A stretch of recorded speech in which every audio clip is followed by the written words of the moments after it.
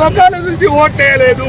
ఈ నిరుద్యోగులు మొత్తం కూడా సత్తులు పెట్టుకొని పోయి అమ్మా కేసీఆర్ని దించండి, అయ్యా కేసీఆర్ని దించండి అని కాలు మొక్కే మీకు ఓట్లేసారు తప్ప మీ ముఖాలు చూస్తే 5 రూపాయలు పెడితే 3 రూపాయలు కూడా మొక్కేసుకునే ముఖాలు కాదు.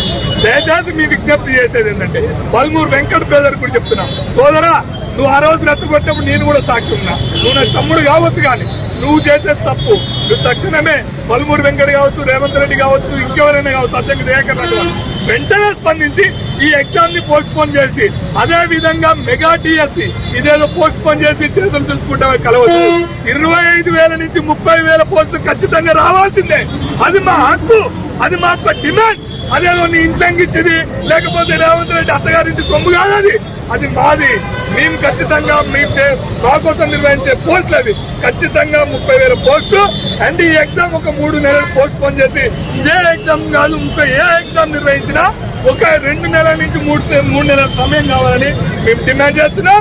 లేకపోతే రేవంత్ రెడ్డి ఇంటికైనా 1,00,000 మంది విద్యార్థులతో రేవంత్ రెడ్డి ఇంటి ముట్టడిస్తామని చెప్పేసి ఈ సందర్భంగా తెలియజేస్తున్నారు. ఉస్మాన్ యూనివర్సిటీ విద్యార్థి జేఏసీగా, అదేవిధంగా డిఎస్సి అభ్యర్థులతో పక్షాన మేము ఉంటామని తెలియజేస్తున్నాం.